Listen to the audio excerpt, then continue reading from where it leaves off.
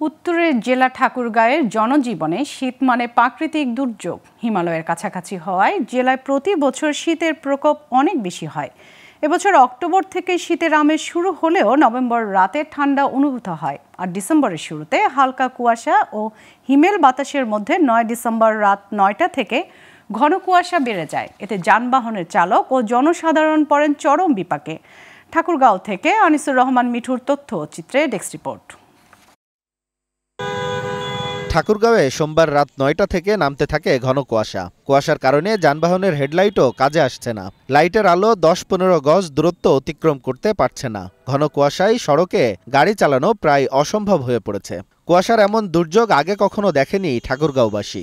ঠাকুরগাঁয়ের কুয়াশা, এটা তো কল্পনা করা যায় না। সমস্যা হচ্ছে, ভালো সমস্যা হচ্ছে, কুয়াশা বেশি। আগের তুলনায় আজকে কুয়াশা বেশি পড়ছে। এতটাই প্রকোপ যে কুয়াশার সাথে মৃদু হাওয়া যাচ্ছে, এই হাওয়াটাও পুরো হাড় কাঁপানো একটা শীত অনুভূত হচ্ছে। এমন আবহাওয়ায় চরম বিপাকে পড়ছেন খেটে খাওয়া ও ছিন্নমূল মানুষ। রাস্তার ধারে যে যেখানে পারছেন খড়কুটা জ্বালিয়ে আগুন পোহাচ্ছে। অন্যদিকে ঠান্ডার প্রকোপে হাসপাতালগুলোতে বাড়ছে রোগীর সংখ্যা। নবজাতক ও কমবয়সী শিশুরা ডায়রিয়া, শ্বাসকষ্ট সহ বিভিন্ন রোগে আক্রান্ত হচ্ছে। আজকে প্রচুর কুয়াশা, রাস্তাঘাটে চলা একবারে মুশকিল ব্যাপার। গাড়ির কোনো বাতি কোনো কাজ করে না, দেখা যায় না কিছু। রাস্তাঘাটে গাড়ি ঘোড়া চলাচল খুব ভেজাল। আজকে অনেক ঠান্ডা, মানুষের অনেক কষ্ট হচ্ছে। আজকে ব্যাপক কুয়াশা ভাই, সেই জন্য আমরা আগুন পোহাচ্ছি ভাই ঠান্ডার কারণে। ২৫০ শয্যার ঠাকুরগাঁও জেলা সদর হাসপাতালে প্রতিদিন ৪০০ থেকে ৫০০ জনের বেশি রোগী ভর্তি থাকছে। এবার আগের মতোই রোগীর চাপ থাকলেও ঠান্ডাজনিত রোগীর সংখ্যা বেড়েই চলেছে।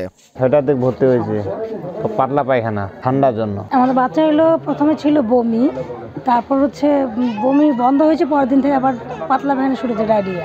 আমরা ভর্তি হয়েছি আজ থেকে হলো ৩ দিন আর কি। বাচ্চাটার সমস্যা হলো পাতলা পায়খানা।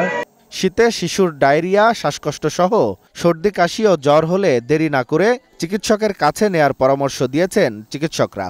এই সময় সাধারণত ডায়রিয়ার রোগীগুলো বেশি আসে, যেগুলো বাচ্চাদের শ্বাসকষ্টজনিত রোগ আছে, যেগুলো অ্যাজমা বলি আমরা, এই রোগীগুলো এই সময় একটু বেশি আসে।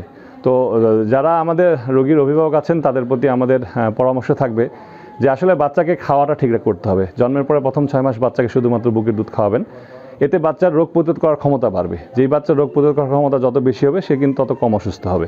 ঠাকুরগাঁয়ের তাপমাত্রা সর্বনিম্ন ১২ ডিগ্রি পর্যন্ত নেমেছে। Global television news desk.